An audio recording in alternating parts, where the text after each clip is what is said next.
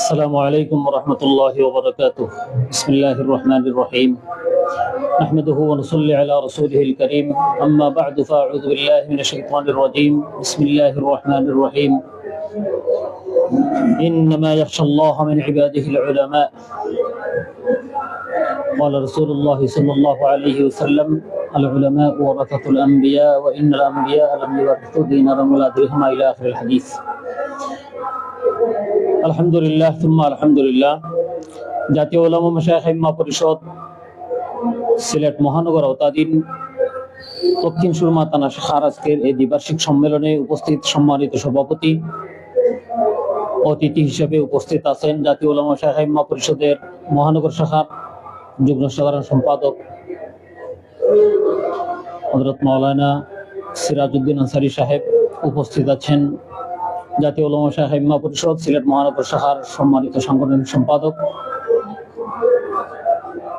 হযরত মাওলানা সঈদুর রহমান আজাদ সাহেব দামাত বারাকাতুহুম। আলহামদুলিল্লাহ, আমি সংক্ষেপে জাতীয় উলামা মাশায়েখ ইম্মা পরিষদ সম্পর্কে দুটি কথা বলতে চাই। আলহামদুলিল্লাহ, বাংলাদেশের স্বাধীনতা পরবর্তী সময়ে উলামায়ে কেরামের অনেক সংগঠন হয়েছে, কিন্তু জাতীয় পর্যায়ে সারা বাংলাদেশ ব্যাপী সর্বঘরানার উলামায়ে কেরামকে নিয়ে একটা সংগঠন আলহামদুলিল্লাহ জাতীয় উলামা মাশায়েখ ইম্মা পরিষদ বেশ কয়েক বছর যাবৎ অত্যন্ত সুচারুরূপে বিভিন্ন প্রেক্ষাপটে এদেশের উলামায়ে কেরামের বিভিন্ন দাবি দাওয়া আদায়ে একটা যুগান্তকারী ভূমিকা পালন করে আসছে। আলহামদুলিল্লাহ, সারা দেশব্যাপী বিভিন্ন জেলা, উপজেলা, ইউনিয়ন, ওয়ার্ড পর্যায়ে জাতীয় উলামা মাশায়েখ ইম্মা পরিষদের কমিটি গঠন করা হয়েছে। কার্যক্রম ধারাবাহিকভাবে চলছে। এরই ধারাবাহিকতায় আজকে দক্ষিণ সুরমা থানা শাখা কমিটি গঠনের লক্ষ্যে আমরা বসছি।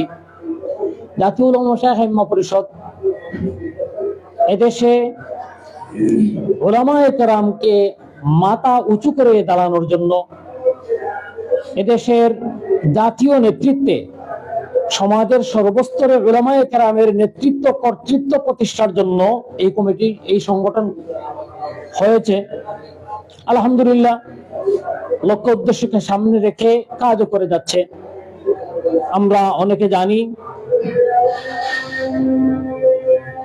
নিকট অতীতে বিশেষ করে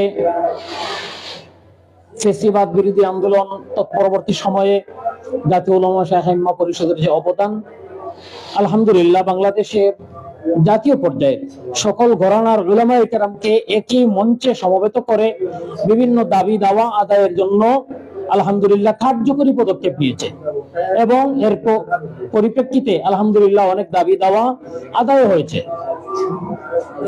এদেশের সমাজের সর্বস্তরে এবং জাতীয় পর্যায়ে, রাষ্ট্রীয় পর্যায়ে ইসলামী হুকুমত পরিপূর্ণ বাস্তবায়ন ছাড়া এদেশের উলামায়ে কেরামের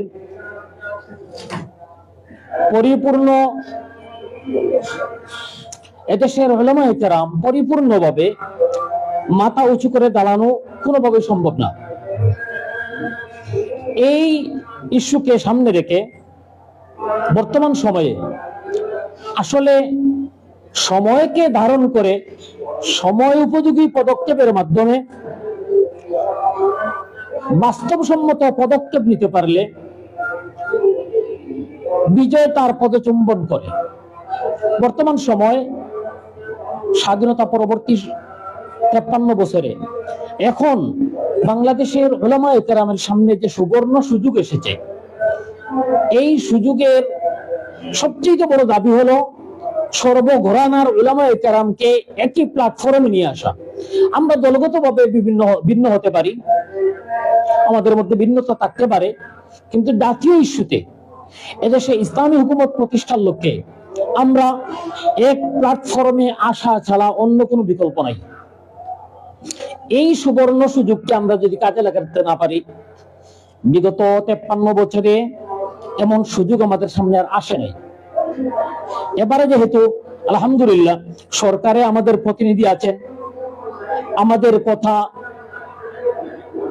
আমাদের বিভিন্ন দাবি দাওয়া নিয়ে কাজ হচ্ছে।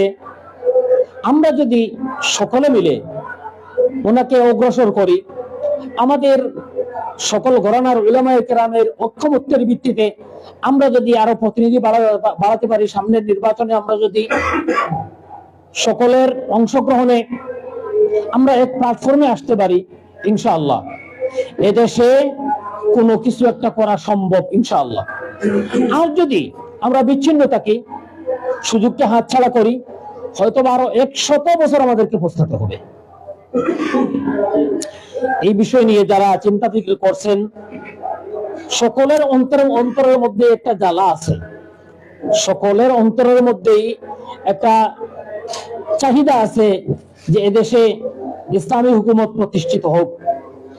আমার তো মনে হয় এদেশের যে ঘরানার আলিম হন না কেন, এদেশে ইসলামী হুকুমত প্রতিষ্ঠা হোক, এই বিষয়ে কেউ দ্বিমত পোষণ করবে না আমার মনে হয়।